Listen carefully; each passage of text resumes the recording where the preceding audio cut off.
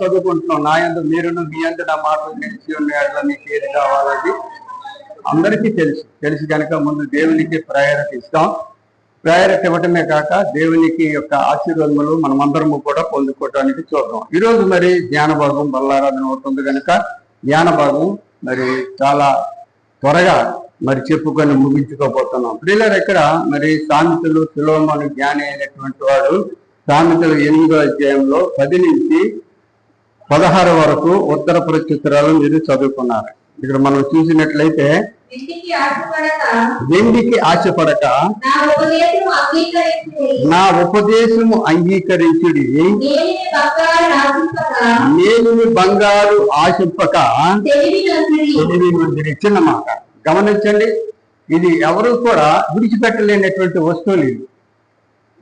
ఇక్కడ మనం వెండిని కానీ బంగారం కానీ విడిచిపెట్టలేనటువంటి వస్తువులు. ఈ మాటలు మీకు బాగా గ్రహింపులోకి వచ్చిన గాక. ప్రేమైనటువంటి దేవుని బిడ్డలారా, మనము వెండి బంగారం అంటే డబ్బు అంటే ప్రాణం పెట్టేస్తాం, ఏదైనా వదిలేస్తాం. కానీ ఆ వెండిని బంగారాన్ని పొందుకోవడానికి చూస్తాం. అంతకంటే విలువైనటువంటి శక్తి గల దేవుని యొక్క ప్రేమ మనము పొందుకుంటే ఎంతో అద్భుతమైనటువంటి సులోమని చెప్తున్నాడు. ఇక్కడ మీరు వెండి ఆశపడవచ్చు, బంగారానికి ఆశపడవచ్చు, కానీ అది నిష్ప్రయోజనం. కనుకనే ముందు దేవునికి ఆశపడండి, దేవుని యందు మీరు చూపెట్టండి, అప్పుడు ఇవన్నీ కూడా మీకు దొరుకుతాయి అని ఇక్కడ మరి మనకు చదివినటువంటి విధానమును బట్టి అర్థం చేసుకోవాలి. కనుక మేలు బంగారం నాశింపక తెలివినందుడి, జ్ఞానము ముత్యముల కంట శ్రేష్టమైనది, విలువగల సొత్తు లేని దానితో సాటి కావు. జ్ఞానమును నేను చాతుర్యమును గమనించారా? ఆ భక్తుడు చెప్తున్నాడు, జ్ఞానమును నేను చాతుర్యమును నాకు నివాసముగా చేసుకుని ఉన్నాను. కనుక అతను ఘనత సంపాదించుకున్నాడు, ఐశ్వర్యం సంపాదించాడు, బోల్డ్ బంగారంతో దేవుని ఆలయాన్ని కూడా కట్టాడు. దేవునికి స్తోత్రం. అటువంటి ప్రసక్తమైనటువంటి దేవుని ప్రేమను మనం పొందుకోవాలి. బంగారము వెండి నాది, బంగారము నాది, భూమి నాది, ఆకాశము నాది అని దేవుడు చెప్తున్నాడు పరిశుద్ధ గ్రంథంలో ఖచ్చితంగా. అలాంటప్పుడు వాటి గురించి మనం ఆశించడం ఎందుకు? అవన్నీ కూడా దేవుని దగ్గర ఉన్నాయి. కనుక దేవుని దగ్గర ఆశించడం చాలా మంచి. చాలా మంది విద్యార్థులు ఉన్నారు, మరి బిడ్డలు దేవునికి ముందు ప్రయారిటీ ఇస్తున్నారు కనుక వారికి అవన్నీ కూడా సాధ్యమవుతే వారి జీవితాల్లో చక్కపరచినటువంటి మన శక్తి గల దేవుడు ఎవరిని కూడా విడిచిపెట్టినటువంటి దేవుడు మాత్రము కానే కాదు. కనుక జ్ఞానమును నేను చాతుర్యమును నాకు నివాసముగా చేసుకుని ఉన్నాను, ఆ జ్ఞానమే నాకు నివాసము అని చెబుతూ సదుపాయములు తెలుసుకొనుట నా చేతనవును, అది యెహోవా యందు భయభక్తులు కలిగి ఉండుట, చెడుతనమును నసహించుకొనుటే గర్వము, అహంకారము, దుర్మార్గత, కుటిలమైన మాటలు నాకు అసహ్యములు. ప్రియులారా, గమనించండి, ఇక్కడ దేవుని యందు భయభక్తులు కలిగి ఉండుట, చెడుతనమును చెడుతనం అంటే మనం భూలోకంలో ఆశించినటువంటి డబ్బుకు ఆశిస్తాం, బంగారం ఆశిస్తాం, అవన్నీ కూడా చెడు ఆలోచన. ముందు వాటికే పరిగెడతా ఉంటాం, రాత్రంతా ఆలోచిస్తాం, ఉదయం వేసరికి ఏ రీతిగా వెళ్తే మనము ఏది సంపాదించగలము అని ఎక్కువ ఆలోచిస్తూ ఉంటాం.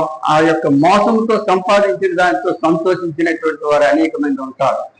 కనుక ప్రేమైనటువంటి దేవుని బిడ్డలారా, గమనించండి, ఇక్కడ అది వరకైతే చాలా మంది దొంగలు, సైకోలు ఎంతమందో పీకలు తీసి బంగారం పట్టిపోవడం, ఆ బంగారం పట్టుకెళ్ళి సంతోషించేవారు, పీకలు తీసేసేవారు, ఇంట్లో దోచుకునేవారు, మొత్తం దోచుకొని వెళ్ళిపోయి ఆ రాత్రి అంతా సంతోషించేవారు. ప్రయోజనం తెల్లవారికి ఎట్లేదు, మళ్ళీ తెల్లవారికి ఎటుండేది కాదు. ఎంత సంపాదించినప్పటికీ కూడా ఒక ఆవిడ మరి కృష్ణాపురం ఎంత పౌంటపల్లికి కృష్ణాపురం అటు మీదకి వెళ్ళినటువంటి అడ్డుదారిలో అక్కడ ఇప్పుడు ఉండి ఏ మనిషినైనా పీక తీసేసేవాళ్ళండి. ఒక ఆవిడ వెళ్తూ ఉంటే ఆవిడ దగ్గర ఎన్ని తులాలు బంగారం ఉంది, ఆవిడ బంగారం తీసుకోవాలి కదా, పీక కూడా పోసేసేవాళ్ళు. ఇటువంటి దుర్మార్గంతో సంపాదించినటువంటి సంపాదనతో వాడు రాత్రి సంపాదించింది ఉదయాన్ని అమ్మేసేవాళ్ళు, ఏదో తాగేసి తినేసి పాడు చేసి మొత్తానికి మళ్ళీ దొంగతనంగా వెళ్ళేవాళ్ళు. దాని ఎంత సంతోషిస్తే తృప్తి ఉండేది కాదు. వాళ్ళు ఈ రోజుల్లో లేరు, అందరూ పతనం అయిపోయారు. దేనిని నువ్వు పట్టుకుంటావో దానితోనే నువ్వు నాశనం అవుతావు. ఆ మనుషులను ముక్కలు నరికేసినటువంటి దొంగలందరూ కూడా వాళ్ళందరినీ కూడా ముక్కలు నరికేశారు. కొందరు పోలీస్ స్టేషన్లో చాలా శ్రమలు పడి చనిపోయారు. ఏది ఎవరు చేస్తే దాని ప్రకారంగా అనుభవిస్తారు. ఇది మాత్రము షూరు. మన కళ్ళెదురికి చాలా మందిని మనం చూస్తున్నాం. నువ్వు దుర్మార్గుగా ప్రవర్తించావంటే దుర్మార్గతను నువ్వు అనుభవిస్తావు. లేదు చెడుని నువ్వు ఆకర్షించావంటే ఆ చెడుకి తగ్గ నువ్వు ప్రతిఫలం అనుభవిస్తావు. అదే నువ్వు మంచిని అనుభవించేవనుకో మంచిని పొందుకుంటావు. దేవునికి స్తోత్రం. నువ్వు మంచిని ఆకర్షిస్తావు అనుకో దేవుడు నిన్ను ఆకర్షిస్తాడు. అంతకంటే మనకు ధన్యత ఏముందండి? ఆ భక్తుడు అదే చెప్తున్నాడు. ప్రియమైనటువంటి దేవుని బిడ్డలారా, ఈ మాటలన్నీ కూడా మీ హృదయంలో చూసుకున్నాడు గాక. అద్భుతమైనటువంటి దేవుని యొక్క ప్రేమను మనకు వెల్లడిపరిచేటప్పుడు దానిని మనము హృదయంలో భద్రపరుచుకోవలసినటువంటి అవసరత ఎంతైనా ఉంది. ఈ రోజుల్లో భూమి మీద ధనము సంపాదించడం కంటే మనము దేవునిని సంపాదించుకోవటం ఎంతో శ్రేష్టము అని అర్థం చేసుకోవాలి. దేవుని నువ్వు ఎప్పుడు సంపాదించుకుంటావో అవన్నీ కూడా నీకు అవగాహనగా అలవలీలగా నువ్వు అనుభవిస్తావు. అనుభవించడమే కాక ప్రియులారా, ఇటువంటి మెసేజ్ అంటే ప్రసంగాలు విని చాలా మంది కరెక్ట్ గా ఉండబోతారు. వాళ్ళని వచ్చి ఎవరు చేస్తారో తెలిసేటి అపవాదం చేసేస్తారు. ఆడు చెప్పిన మాటలైతే నీకేటి సంతోషం ఉంటుంది, దానిలో లేదు దీనిలోనే ఉంది సంతోషం రా నాపని అంటారు. కనుక గమనించండి, ఎంత సద్భక్తితో బ్రతకను ఉద్దేశించి వారందరూ కష్టాలు పొందుకుంటారు. సద్భక్తితో బ్రతకను ఉద్దేశించి వారందరూ కష్టాలు తప్పకుండా పొందుకుంటారు. సంతుష్టి సహితమైన దైవభక్తి గొప్ప లాభసాధకమై ఉన్నది. దేవునికి స్తోత్రం. దానికి సాదృశ్యం యోబే దానికి సాదృశ్యం. యోబు ఎన్ని కష్టాలు పడ్డాడు, ఎంత శోధించాడు, ఎంత బాధలు పడ్డాడు, అయినా సరే దేవుణ్ణి విడిచిపెట్టలే. దేవుణ్ణి గట్టిగా పట్టుకున్నాడు. కనుక అంతకి ఎన్నింతలంటే ఆశీర్వాదం పొందుకున్నాడు, 2 ఆశీర్వాదం పొందుకున్నాడు. అక్కడ ఇచ్చినటువంటి దేవుడు మనకెందుకు ఇవ్వడు? కష్టాలు వస్తాయి, బోల్డ్ వస్తాయి కష్టాలు, మనకి రాకుండా ఉండవు. చాలా కష్టాలు వస్తాయి, చాలా మినిగిపోతుంటాం. కానీ దేవునికి తెరపెట్టకండి, దేవుని ప్రేమిస్తూనే ఉండండి. సాతానుడు సిగ్గుపడి పారిపోతాడు. ఇవన్నీ నేను బైబిల్లో ఉన్నటువంటి మాటలు ఆడుతున్నాను. తర్వాత కుటిలమైన మాటలు నాకు అసహ్యము, ఆలోచన చెప్పుటయు లెస్సైన జ్ఞానమిచ్చుటయు నా వశము, జ్ఞానాధారము నేనే, పరాక్రమము నాదే. నా వలన ఎవరు ఏడుతారండి? రాజులు, ఏలుగురు, అధికారులు న్యాయమును బట్టి పాలన చేయుదురు. నా వలన అధిపతులను, లోకములోని ధనులైన న్యాయాధిపతులందరూ ప్రభుత్వము చేయుదురు. దేవునికి స్తోత్రము కలుగునుగా. కొందరు నాయకుడు అయ్యాడు అనుకోండి, నాయకురాలు అయ్యిందనుకోండి, అంతంత తిప్పరండి,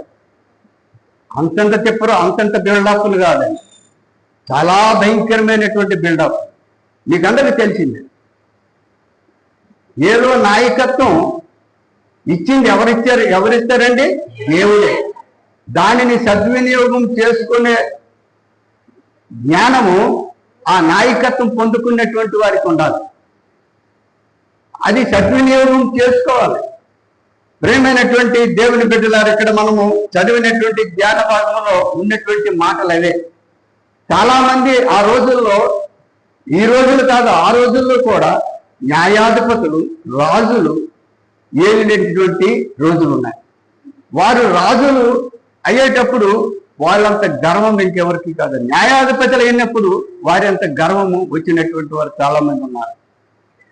ఎప్పుడైతే అటువంటి ఘనత పొందుకున్నటువంటి దేవుడిచ్చినటువంటి ఘనతని అర్థం చేసుకోకుండా వాళ్ళు ఇష్టం వచ్చినట్టు విర్రవీగి దేవునిలో తప్పుడు పనులు చేస్తూ వాళ్ళు నశించిపోయినటువంటి రాజులు అందరూ ఉన్నారండి. న్యాయాధిపతుల్లో చదివితే మీకు అర్థమవుతుంది. చదివించినటువంటి వాళ్ళు చదువుతున్నారు, చాలా మందికి తెలుసు. రాజుల్లో కూడా ఉన్నారు. నేనే రాజుని కదా అని. కనుకనే నీతల్లో చెప్తాడు కదా 7:13 దేశ నివాసులను బట్టి దేశము పాడుగును. ఆ దేశంలో ఉన్నటువంటి నివాసులు ఎలా ఉంటారండి? పరిపాలన రాజు పరిపాలన కాదు, న్యాయాధి పరిపాలన కాదు. ఇప్పుడు మనకు ప్రధానమంత్రి ఉన్నారు, వారి పరిపాలన బట్టి దేశము బాగుంటుంది. వారి పరిపాలన అద్వైతం ఉందనుకోండి, ప్రజలంతా కూడా అద్వైతమే. చాలా మంది నాయకులం అయిపోయి భరోసాలు ఇస్తారు, ఇదిష్టం అదిష్టం ఎదిష్టం అంటారు, మోసం చేస్తారు. అప్పుడు ప్రజలకు ఎంతో బాధ కలిగించినటువంటి వారు అవుతారు అవరా? అప్పుడు ప్రజలు ఏమవుతారండి? చాలా కష్టంగా తిడుతూనే ఉంటారు. ఆయనకి పొందుకోవలసినటువంటి ఆశీర్వాదములు బదులు వాళ్ళు శాపాలు పొందుకుంటూ ఉంటారు. ప్రియమైనటువంటి దేవుని బిడ్డలారా, ఎంతో అద్భుతమైనటువంటి విషయాలు జరుగుతున్నాయి, జరిగిపోయేవి. అవి మనము ఇప్పుడు చెప్పుకుంటున్నాం. ఇక్కడ ధ్యాన భాగంలో మనం చూసినట్లయితే యోధా రాజు యెహోయాకీము ఏలుబడిలో 3వ సంవత్సరమున బబులోను రాజు నెబుకద్నెజరు యెరూషలేము మీదకు వచ్చి దాన్ని ముట్టడి వేయగా. చదువుదమ్మా. ఇక్కడ యూదులు అంటే దేవుని బిడ్డలు, ఇశ్రాయేలీలు అంటే దేవుని బిడ్డలు. వీళ్ళని పరిపాలించడానికి ఒక్కొక్క రాజుని ఏర్పాటు చేసేవాడు దేవుడు. ఎందుకో తెలుసండి? వారిని అందరినీ కూడా యథార్థముగా నడిపించాలా, అన్యాయము చేయకూడదు, న్యాయముగా ఉండాలా, దేవునికి ఇష్టలుగా ఉండాలా అని నాయకత్వాలు ఆ రోజుల్లో ఇస్తే, ఆ నాయకత్వం పొందుకున్నటువంటి వారు ఎటువంటి వారు తెలుసండి? వాళ్ళు లోకాశలతో పతనమైపోయి ప్రజలను పాడు చేసినటువంటి రోజులు ఉన్నాయి. ప్రేమైనటువంటి దేవుని బిడ్డలారా, ఇక్కడ దేవుడు ఎంతో అద్భుతమైనటువంటి వాడు, దేవుడు ఎంతో ఉన్నతమైనటువంటి దేవుడు.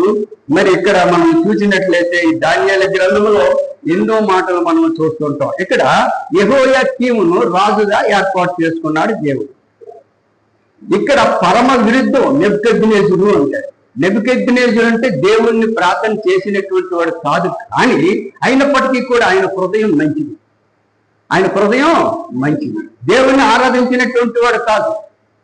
దేవుడంటే దేవునికి అతనంటే విరోధమే, అయినప్పటికీ కూడా అతని మనసు మంచిది.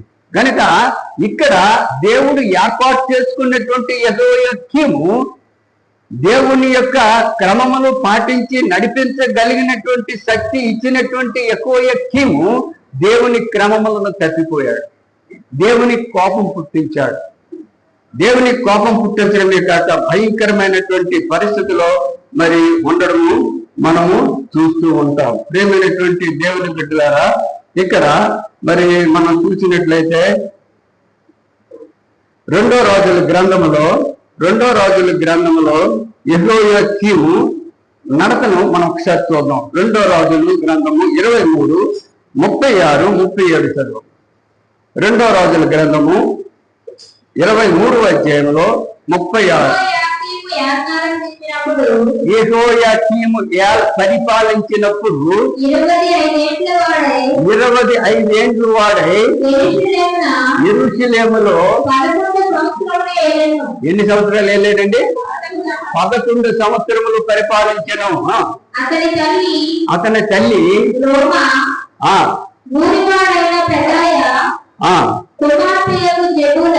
జెబూదా. అతని తల్లి పేరు జెబూదా. ఇతడు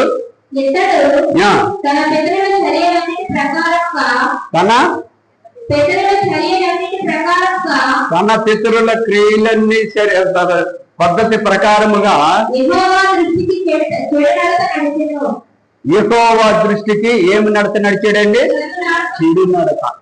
చెడు నడత నడిచెను. ఇతని తల్లి పేరు ఏం పేరు? జెబూదా. ఒక్కొక్క తల్లిదండ్రుల యొక్క క్రమములు అలా ఉంటాయండి. ఒక్కొక్క తల్లిదండ్రుల యొక్క క్రమములు చాలా భయంకరమైనటువంటి పరిస్థితిలో ఉంటాయి. గనుక గమనించండి, ఇతని తల్లి యెహోయాకీము తల్లి పేరు ఏం పేరు? జెబూదా. ఈ జెబూదా కొడుకుని ఏ విధముగా పెంచిందో తెలియదు కానీ, కొడుకుని ఏ విధముగా నడిపించిందో తెలియదు కానీ, మరి ఈ జెబూదా కుమారుడైనటువంటి యెహోయాకీము అన్ని దేవుని దృష్టికి ఎలా నడిచాడండి? చెడు నడత. చెడు నడత నడిచాడు గనుక ఆయన మీదని ఎవరిని దండెత్తారు? నెబుకద్నెజరు రాజు, అన్యుడైనటువంటి నెబుకద్నెజరు రాజు దండెత్తి వచ్చాడు. ఎందుకంటే దేవుని దృష్టిలో మంచివాడు కాదు, దేవుని దృష్టికి అనుకూలము కాదు. చెడు నడతలు నడుస్తున్నాడు, నడిపిస్తున్నాడు ప్రజల్ని. రాజ్య పరిపాలన ఆ విధముగా చేస్తున్నాడు. ఆ తల్లి యొక్క క్రమశిక్షణ కూడా బాగలేదు. ప్రేమైనటువంటి దేవుని బిడ్డలారు, అటువంటి వారిని చూసి దేవుడు వారవలేడు కనుక దండెత్తి ఆ యెహోయాకీము ఆ యొక్క యూదా పట్టణం మీదకి వచ్చి, యెరూషలేము పట్టణం మీదకి వచ్చి సమస్తమును కూడా ఏం చేశాడండి? స్వాధీనం చేసుకున్నాడు. స్వాధీనం చేసుకోవడమే కాక యెరూషలేములో ఉన్నటువంటి దేవుని యొక్క పవిత్రమైనటువంటి పాత్రలు అన్ని కూడా తీసుకెళ్లి తన దేవత బొక్కసములో, అంటే దేవత ఉన్నటువంటి ప్లేస్ లో ఈ దేవుని యొక్క సామాన్లు పెట్టడం జరిగింది. అవి పవిత్రమైనటువంటి సామగ్రి పాత్రలు గనక వాటిని పవిత్రముగా పెడదామంటాడు. ఇక్కడ ఈ యెహోయాకీమును బట్టి ఇక్కడ ప్రజలు నశించిపోయారు, ఆ దేవాలయం నశించిపోయింది. చాలా వరకు మరి దేవునికి అంగీకారం లేనటువంటి గుణములతో ఉన్నాడు గనుక అక్కడ అతను పతనమైపోయాడు. ఈ జెబోదా పెంపకం అలాగుంది. అక్కడికి తీసిపోయినటువంటి విధానం కాక ఎంతమందినో చెరపట్టుకుని వెళ్ళాడు. దేవుని బిడ్డలు అలా గమనించండి.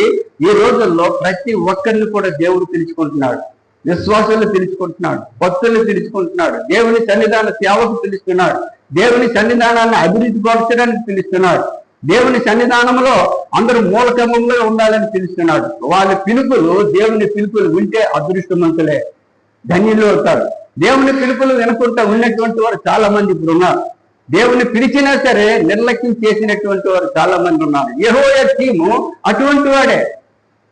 దేవుని పిలుపుని నిర్లక్ష్యం చేసి తన స్వబుద్ధిని ఆధారం చేసుకున్నాడు. ఆ తల్లి యొక్క పరిస్థితి కూడా బాగలేదు. కనుక ప్రియమైనటువంటి దేవుని బిడ్డలారా, ఇటువంటి రాజులు ఆ రోజుల్లో న్యాయాధిపతులు కూడా ఇటువంటి వారు ఉండి వారు దేవుడిచ్చినటువంటి అవకాశాలని పతనం చేసుకున్నారు. వాళ్ళ జీవితాలనే పతనం చేసుకున్నారు. వాళ్ళు చంపబడ్డారు, నరకబడ్డారు, ఎన్నో బాధలకు అనుభవించారు. గనుక వారి యొక్క జీవితాలను పతనం చేసుకున్నటువంటి వారు ఉన్నారు. ఇక్కడ మరి చూద్దాం. ఇక్కడ 2 రాజులు 22:1-2 చూసినట్లయితే, అదే 2 రాజులు 22. ఇక్కడ చూడండి, యోషియా ఏలనారంభించేటప్పుడు ఎన్ని సంవత్సరాలమ్మా? అలా ఎంతకు మిల్లులు కూడా చెప్పాలి. ఎన్ని సంవత్సరాలు? 8 సంవత్సరాలకే యోషియాని దేవుడు పిలిచాడు. 8 సంవత్సరాలు. ఈ రోజుల్లో అమ్మా 10-12 సంవత్సరాలు అయ్యే రండి దేవుళ్ళు రక్షణ పొందుకుని అప్పుడు చేసుకోం. మేము ఎక్కడ మేము కూరుకుంటాం, అందాక శాతంతో ఆడుకొని గుడికొస్తుంటాం, శాతంతో ఆడుకుంటాం, చివరికి అప్పుడెప్పుడో తీసుకుంటాం మా బుద్ధిపుడితే అన్నటువంటి వారు ఎంతమంది ఉన్నారండి? ఈ రోజుల్లో కూడా పతనమైపోతుంటారు వారి జీవితాలు. ప్రేమైనటువంటి దేవుని బిడ్డలారా, యోషియాని 8 సంవత్సరాలకి పిలిచాడు దేవుడు. దేవునికి స్తోత్రము కలుగును గాక. ఆ పిలుపును ఎటువంటి తొట్టరల్లే నేనున్నాను దేవా అనే యోచనతో వెళ్ళాడు. చదువమ్మా. యోషియా పరిపాలించినప్పుడు 8 సంవత్సరముల వాడై యెరూషలేమునందు. అబ్బా, ఇక్కడ యోషియము 11 సంవత్సరాలు వెళ్ళలేదు, కానీ యోషియా ఎన్ని సంవత్సరాలు వెళ్ళాడు? 32 సంవత్సరములు పరిపాలించాడు. దేవునికి స్తోత్రము కలిగిన గాక. అతని ప్రవర్తన ఎలా ఉందో చూద్దాం. అతని తల్లి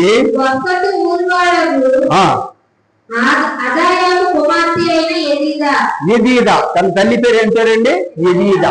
యోషియా తల్లి భయభక్తులు కలిగినటువంటిదండి. ఆ యోషియా తల్లి అంటే ఇంటికి దీపం ఎవరండి? ఎల్లారు. గుణవతి అయినటువంటి స్త్రీ. మరి సామెతలు 14లో చెప్తున్నాడు కదండి, జ్ఞానవంతురాలు తన ఇల్లు కట్టును అని ఎన్నో మనం నేర్చుకున్నాం. కనుక ఇక్కడ ఉన్నటువంటి యోషియా తల్లి యెదీదా దేవుని యందు భయభక్తులు కలిగినటువంటిదే. గనుక మరి యోషియాను భయభక్తులతో పెంచింది. 8 సంవత్సరములకే గమనించండి, 8 సంవత్సరములకి దేవుని యొక్క క్రమములు పాటించాడు, దేవుని యొక్క ఆలయములకు వెళ్ళాడు, ప్రజలను ఏలనారంభించాడు. ఎన్ని సంవత్సరాలు వెళ్ళాడు? 32 సంవత్సరములు పరిపాలించాడండి. దేవునికి స్తోత్రము కలుగును గాక. కొద్దిగా నాకేం చూడమ్మా వినబడినట్టు చదువుతున్నాండి. 31 సంవత్సరం పరిపాలించి ఎలా ప్రవర్తించాడు చూడు. అతడు యెహోవా దేవుని దృష్టికి అబ్బా యథార్థముగా నడుచుచు కుడి ఎడమలకు తిరుగు కదా తను దావీదు చూపించిన ప్రవర్తనకు సరిగా ప్రవర్తించెను. దేవునికి స్తోత్రము కలుగును గాక. ప్రియమైనటువంటి దేవుని బిడ్డారా, ఇక్కడ యెహోయాకీము పాడు చేసినవన్నీ కూడా అతను మరలా పుడుకొల్పాడు. అన్ని కూడా యెహోయాకీము దేవతలు వాళ్ళు ఇవి పనికి అన్ని పనులు చేశాడు కదండి, అవన్నీ ఎరగొట్టేశాడు యోషియా. ఎరగొట్టి దేవుని దృష్టిలో భయభక్తులు కలిగినటువంటి వాడుగా, దేవుని దృష్టికి అనుకూలముగా ప్రవర్తించాడు. నీకు చెప్పింది ఏంటంటే పరిపాలన క్రమములు దేవుడిచ్చినటువంటి నాయకత్వం ఎవరిస్తారు? దేవుడిస్తారు. రాజులకు పరిపాలనకు ఎవరిస్తారు? దేవుడిస్తారు. వాటిని సద్వినియోగం చేసుకున్నటువంటి వారు ఎప్పుడు కూడా చెడిపోరని. ఇక్కడ యోషియా సద్వినియోగం చేసుకున్నాడు, యెహోయాకీము సద్వినియోగం చేసుకోలేదు. ఇలాంటి రాజులు అనేక మంది ఉన్నారండి. వాళ్ళ తరము తర్వాత వారే, ఆ తరము తర్వాత తరము వారే. ప్రియమైనటువంటి దేవుని బిడ్డలారా, ఒకనొక టైంలో మా తాతలు హిందువులే, మా నాన్న సేవకులు. ఆ సేవక వారసత్వం నాకు ఇచ్చారు. నా వారసత్వం ఎవరికి ఇస్తున్నాను? నేను నా పిల్లలకి ఇస్తున్నాను. అది సద్వినియోగం చేసుకోవాలి కదా, సద్వినియోగం చేసుకోవాలి. దేవుడు పిలుచుకుంటాడు తన సేవకు, దేవుడు పిలుచుకుంటాడు తనకు కావలసినటువంటి వారిని ప్రేమించి. ఆ పిలుపులను మరి అంగీకరిస్తే దేవుడు వారిని ఆశీర్వదిస్తాడండి. దేవునికి స్తోత్రం. ఆశీర్వదించడమే కాక వారికి కావలసినటువంటి అన్ని అక్రలు తీర్చగలిగినటువంటి శక్తి కలిగేవాడండి. వారికి ఉన్నటువంటి బాధలలో వ్యాధులలో కూడా కాపాడుతాడండి. ఇవి ఉత్తి మాటలు కాదు, ఈ యథార్థమైనటువంటి బైబిల్లో ఉన్నట్టుగా మనం మాట్లాడుతున్నాం. దేవుడు ప్రతి ఒక్కరిని పిలుస్తుంటాడు. రాజులనే కాదు, నాయకులనే కాదు, ప్రధానులనే కాదు, అందరినీ పిలిచేటప్పుడు వారి పిలుపులు దేవునికి అంగీకారంగా ఉంటే వాళ్ళు ఎక్కువ పరిపాలిస్తారండి. వాళ్ళ పిలుపులు అంగీకారములు చేసుకోకుండా పాడు చేసుకుంటే వాళ్ళ జీవితాలు పతనం అయిపోతాయండి. అట్టి విధముగా ఇక్కడ మరి యోషియా తల్లి మరి యుదీదా చాలా తల్లి పవిత్రురాలు కనుక కుమారుని కూడా పవిత్రతగా నడిపించింది కనుక దేవుని దృష్టికి యోషియా గారు చాలా చక్కగా మరి ప్రవర్తించడము మనం చూస్తున్నాం. మరి ప్రియులారా గమనించండి, ఇక్కడ మరి ఇంకా చూద్దాం. ఇక్కడ మరి ధ్యాన భాగం చూద్దాం. ఇక్కడ ఏం చేశాడంటే ధ్యాన భాగంలో మనం చదువుకునేది మనకందరికీ తెలిసిందే. ఇక్కడ యెహోయాకీము పరిస్థితి బాగులేక ఎవరండి వచ్చారు విరోధంగా? నెబుకద్నెజరు. అందరు చెప్పండి, ఎవరు? నెబుకద్నెజరు. ఆ యెహోయాకీము దేవుడు ఏర్పాటు చేసుకున్నటువంటి ఆ రాజు మీదకి నెబుకద్నెజరు వచ్చారు. జాగ్రత్త ప్రియమైనటువంటి విశ్వాసులారా, నాకెవరు ఏమి చేయలేరు అనుకోకండి. ఎప్పుడైతే దేవునికి మనం అంగీకారముగా ఉండకపోతామో ఏదో ఒక అపవిత్రాత్మను మనకు శోధనకు పంపిస్తారు దేవుడు. నువ్వు దేవునికి అంగీకారముగా ఉన్నావు అనుకో, దేవుడు నీకు కాపుదల చుట్టూ ఉంటది. ఆయన దూతలు వచ్చి నిన్ను ఎప్పుడు పరిచయం చేస్తూనే ఉంటాయి. ఇక్కడ యోషియాకి పరిచయం చేసినటువంటి దూతలు యెహోయాకీముకి ఎందుకు చేయలేదు? ప్రవర్తన మంచిది కాదు. యెహోయాకీము దేవుడి దగ్గర ఉన్నాడే, యోషియా దేవుడి దగ్గర ఉన్నాడే. మరి దానిని బట్టి మనం అర్థం చేసుకోవాలి. ఇక్కడ ఉన్నటువంటి విశ్వాసులు మనమే దేవుని గుడికి వస్తున్నాం, కానీ మన ప్రవర్తనలు జరిగిగా ఉంటే దేవుడు మనల్ని కాపుదల ఉంటాడు. మన ప్రవర్తనలు అవకతవకలుగా ఉంటే అపవాదిని పంపి మన జీవితాలు పాడు చేస్తాడు. ఈ మాటలు మీకు అంగీకారములు గాక. ప్రియమైనటువంటి దేవుని బిడ్డలారా, ఎటువంటి విషయంలో కూడా సేవకులే కానీ విశ్వాసులే కానీ వారి ప్రవర్తనలు బాగుండాలి. యెహోయాకీము మీద ఆ నెబుకద్నెజరు తిరగబడి అన్ని చేసి పాడు చేసిన తర్వాత ఆయనకు మంచి ఒక ఆలోచన వచ్చిందండి. మంచి ఆలోచన వచ్చి ఇక్కడ మనం చూద్దాం 3వ వచనంలో, రాజు అష్పెనెజు అను తన నపుంసకుల అధిపతిని పిలిపించి అతనికి ఇలాగో ఆజ్ఞాపించెను, ఇశ్రాయేలీయులలో రాజవంశములలో ముఖ్యులై. చూసారా నెబుకద్నెజరుకి ఎంత ఆలోచన వచ్చింది? దేవుడిచ్చిన ఆలోచన. అక్కడ నపుంసకుల అధిపతి అయినటువంటి ఆశ్చర్యను పిలిచి, నువ్వు వెళ్ళు యెరూషలేముకి, యూదా దేశానికి వెళ్ళి అక్కడ యవనస్తులు ఉంటారు చాలా మంది, రాజు టీవీ గుణగణములు కలిగినటువంటి యవనస్తులు ఎంతమంది ఉన్నారో వాళ్ళందరినీ కూడా నా దగ్గరికి తీసుకురా అని చెప్పేస్తాను, టైం అవుతుంది కనుక. మరి తీసుకొచ్చిన తర్వాత వారికి రాజు భుజించినటువంటి భోజనము పానము, మంచి చక్కని ద్రాక్షారసము, రాజు ఏది భుజిస్తాడో అది. ఇది 3 సంవత్సరములు వారికి. 3 సంవత్సరములు ఇచ్చిన తర్వాత వారి పరిస్థితి నేను గమనిస్తాను గనుక మరి ఎటువంటి పరిస్థితుల్లో కూడా వారు ఏ గుణగణములు కలిగినటువంటి వారిని మాత్రమే తీసుకురా అని చెప్పేటప్పుడు ఇక్కడ నపుంసకుల అధిపతి అయినటువంటి అస్బెనేజు వెళ్ళి ఎంతమందినో కొంతమంది కుర్రవాళ్ళని, రాజు టీవీ కలిగినటువంటి వారిని, అందగలిగినటువంటి స్వరూపు కలిగినటువంటి వారిని అందరిని కూడా తీసుకొస్తాడు. తీసుకొచ్చిన తర్వాత వీరికి రాజు భుజించినటువంటి భోజనము పానము 3 సంవత్సరములు పెట్టు, 3 సంవత్సరముల తర్వాత నా దగ్గరికి తీసుకురా అని అంటాడు. అక్కడ 100 మందిని పిలిచాడో 200 మందిని పిలిచాడో ఇంటర్వ్యూ పిలిచినట్టు నాకు తెలియదు, కానీ ఇక్కడ రాయబడలేదు, కానీ చాలా మందిని పిలిచాడండి. పిలిచిన తర్వాత అందులో కొన్ని 100 మంది కావచ్చు, కొద్ది మంది కావచ్చు, అందులో శ్రేష్టమైనటువంటి గుణగణములు కలిగినటువంటి వారు రాజు కావాలి. పిలుపులు మాత్రం అందరూ కూడా అంగీకారమే. నపుంసకుడైనటువంటి అస్బెనేజు వాళ్ళందరినీ తీసుకొచ్చాడు.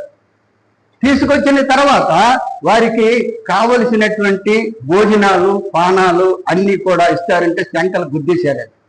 ఈ రోజుల్లో యవనస్తులు ఉన్నారనుకోండి, ఎక్కడ మందు ఇస్తారంటే అక్కడ పారిపోతాను, అవునా కదా? ఇప్పుడు ఇదివరకు కలగలేదండి, ఇదివరకు కలగలేదు. మీకు పెద్దవాళ్ళు ఉన్నారు, వాళ్ళందరూ బాగుపడ్డారు, టౌన్లో ఉన్నారు, చాలా మంది ఉన్నారు. నాతో తిరిగినటువంటి 30 మంది కుర్రోళ్ళు కూడా మందులంటే మాకు తెలియదు, కష్టపడేవాళ్ళు దేవుని కొరకు. కొందరు చనిపోయారు, కొందరు మంచి జీవితాలు పొందుకున్నారు. కనుక ప్రియమైనటువంటి దేవుని బిడ్డలారా, ఎంతో శ్రేష్టమైనటువంటి వాటిని పిలిచేసరికి రాజు భోజనము, రాజు మందు అంటే ద్రాక్షారసం మనం తాగుతాం, శుభ్రంగా చికెన్ బిర్యానీ కడుపు నింపు తింటామని చంకలు గుద్దుకొని వచ్చారండి. మంచి వాళ్ళు ఉన్నారు, పర్సనాలిటీగా ఉన్నట్టు అందరినీ తీసుకొచ్చాడు. ఎవరు? అస్బెనేజ్ అంటే నపుంసకుల అధికారి. అక్కడ ఉన్నటువంటి నపుంసకులు అంటే అక్కడ పరిపాలన చేస్తున్నటువంటి వారికి అందరికి కూడా ఒక అధికారి, పని వాళ్ళకి అందరికీ కూడా ఒక అధికారి. ఆయన వీరిని పిలిపించేటప్పుడు శంకలు గుద్దుకొని వచ్చారు. 100 మందో 200 మంది వచ్చారు. రాజు టీవీ కలిగినటువంటి వారే, కానీ రాజు గుణములు లేనటువంటి వారు ఉన్నారండి. దేవునికి స్తోత్రం. అందులో ఒక 4 వ్యక్తులు మాత్రం ఉన్నారు, దేవునికి భయభక్తులు కలిగినటువంటి వారు. వాళ్ళ తల్లుల పేరు వ్రాయబడి లేదు, కానీ వాళ్ళు మీకు తెలిసినటువంటి వారే. 4 చాలా దేవుని యందు భయభక్తులు వినయములు అన్ని కలిగినటువంటి వారు. దేవుని క్రమములను కుడికి గాని ఎడమకు గాని తొనగకుండా దేవుని క్రమములో తిన్నగా ప్రవర్తించినటువంటి వారు.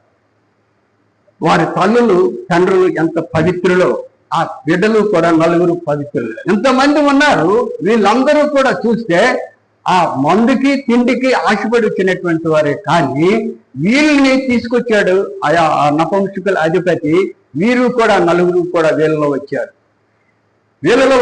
వీళ్ళలో వచ్చిన తర్వాత అంటే వాళ్ళు పర్సనాలిటీగా ఉన్నారు కనుక ఆ అధికారి తీసుకొచ్చిన తర్వాత అక్కడ ఇక ప్రయోజనం చేశారండి, ప్రయత్నాలు. బాబు మీరు ఇవన్నీ తినండి, రాజుగారికి మేము పెట్టినటువంటి భోజనాలన్నీ మీకు ఇస్తున్నాం, 3 సంవత్సరాలు మీరు అందరూ తిని మంచి ఆరోగ్యం తెచ్చుకోండి, రాజు దగ్గరికి తీసుకెళ్తాం, మంచి జ్ఞానం సంపాదించండి అని ఆయన అధికారి చెప్పడం జరిగింది. కానీ 4 మాత్రము ఆ భోజనాలకు ఇష్టపడలేదండి. దేవునికి స్తోత్రం. మాకు మాంసములు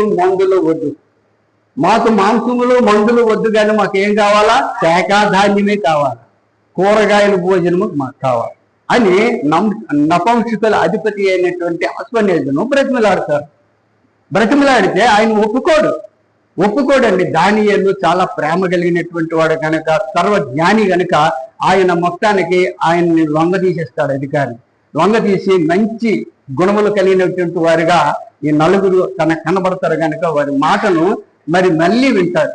విని, అయ్యో మీకు తెలియదర్రా, వీళ్ళందరూ కూడా శుభ్రంగా తినేసి ముఖాలు పొంగిపోయి మంచి బలంగా ఉండొచ్చు, ఈ తిండి తిన్నటువంటి తిండిని బట్టి మీరు తినకుంటుంటే మీ మొఖాలు పక్క పలసన అయిపోయానుకో, అప్పుడు రాజు నన్ను ఉంచడు, చంపేస్తాడు, ఎందుకు ఇలా చేసేవని అని చెప్పేటప్పుడు ధాన్యాలు ప్రాధాన్యపడతాడు. మాకొద్దు, మాకు ఒక 10 రోజులు ఇచ్చి చూడండి శాఖ ధాన్యం, కూరగాయలు భోజనము 10 రోజులు ఇచ్చి చూడండి, అప్పుడు వాళ్ళను చూడండి, మమ్మల్ని చూడండి.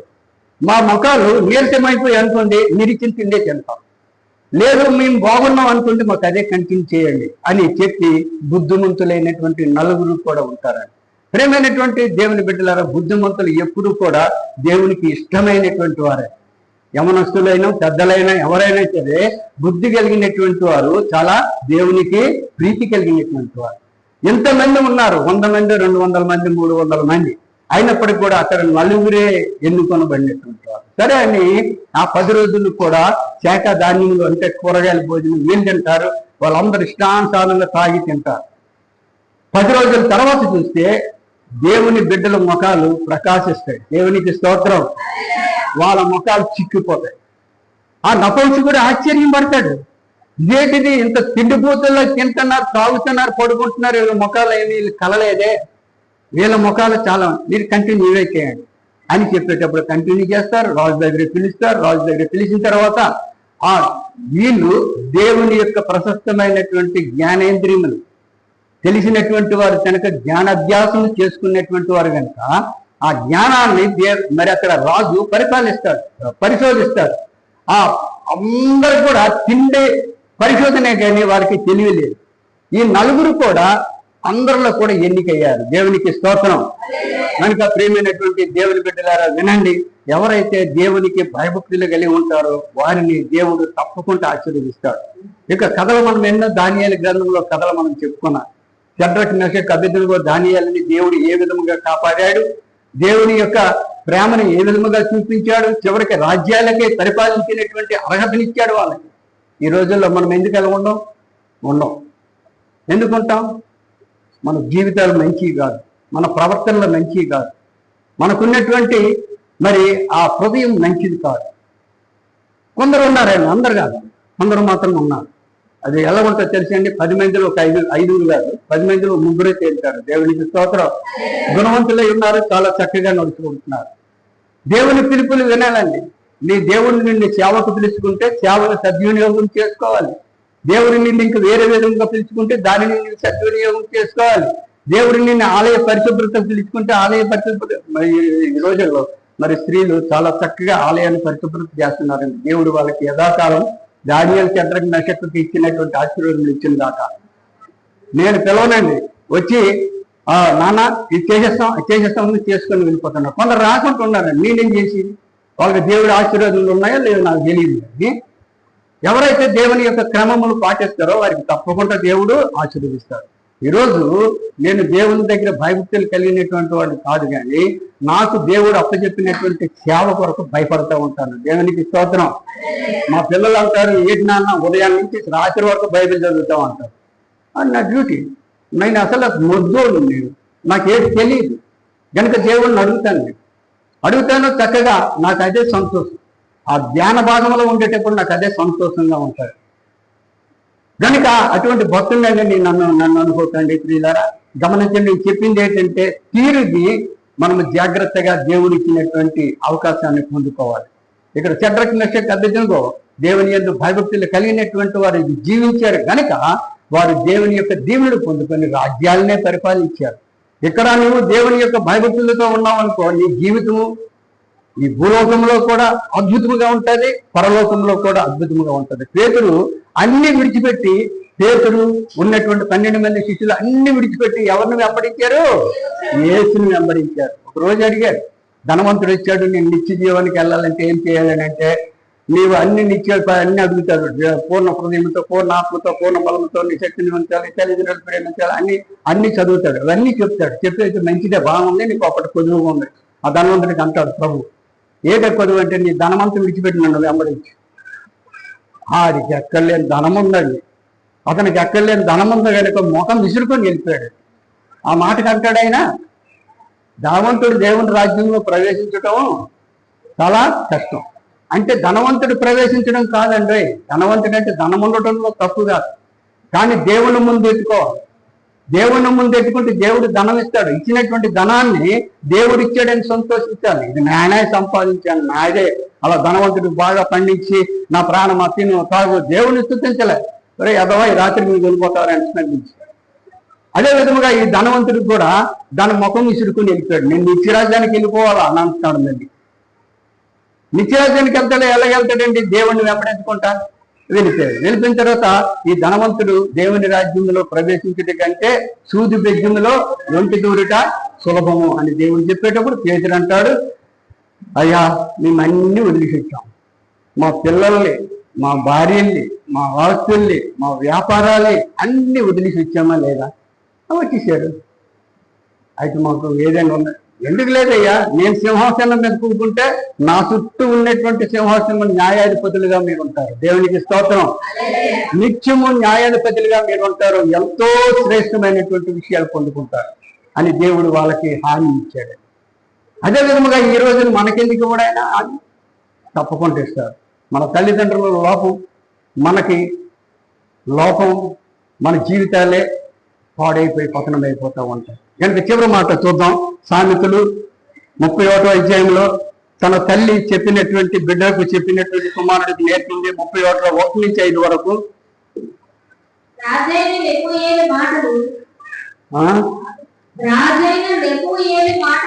రాజైన లెమూయేలు మాటలు అతని తల్లి అతనికి ఉపదేశించిన దేవోక్తి అంటే దేవుని యొక్క క్రమములు. నా కుమారుడా నేనేమందును, నేను కనిన కుమారుడా నేనేమందును, నా మృక్కులు మృక్కి కనిన కుమారుడా నేనేమందును, నీ బలమును. ఇది ఒక్క పురుషులకే కాదండి, స్త్రీలకు కూడా చాలా సంభవిస్తారు.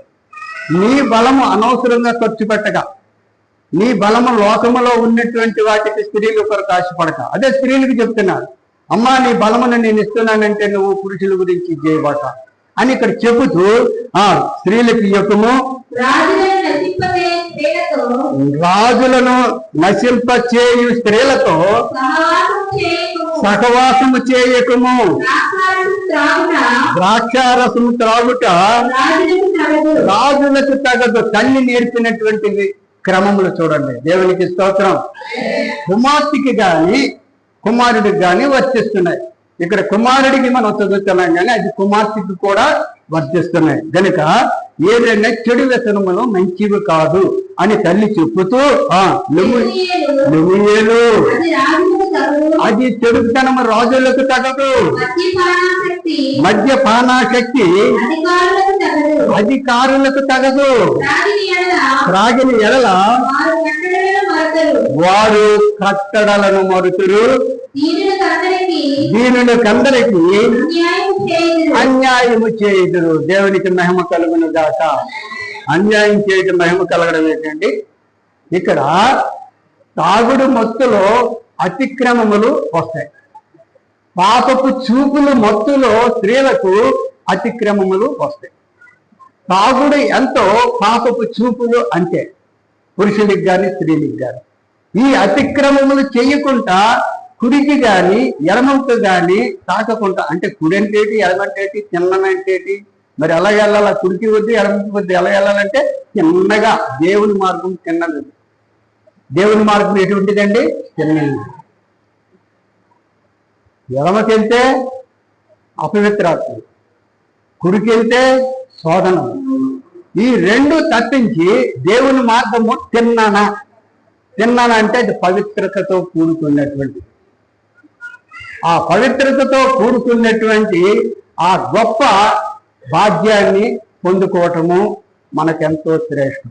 కనుక ప్రియమైనటువంటి దేవుని యొక్క సంగమ, ఈరోజు మనము నేర్చుకున్నటువంటి పాఠము ఏంటంటే కుడికి గాని ఎడమకు గాని తొనగకుండా షడ్రక్ మెషక్ అభిధులలో అన్ని 100 మందిలో వాళ్ళు ఎలాగ ప్రకాశింపబడ్డారో అట్టి విధముగా ఈ లోకములో జీవిస్తున్నటువంటి మన జీవితాలు దేవునికి సమర్పించుకుంటూ మనము, మన బిడ్డలము, మన కుటుంబాలు క్షేమకరమైనటువంటి దేవుని యొక్క ప్రేమలో ఎదుగుదల పొందుకుంటూ దేవుని మనకు చూపించినటువంటి చిన్న మార్గంలో నడుచుకుంటే ఎంతో ధన్యం అవుతామని హెచ్చరిస్తూ ఈ కొద్ది మాటలతో ముగిస్తున్నాను. దేవునికి స్తోత్రం.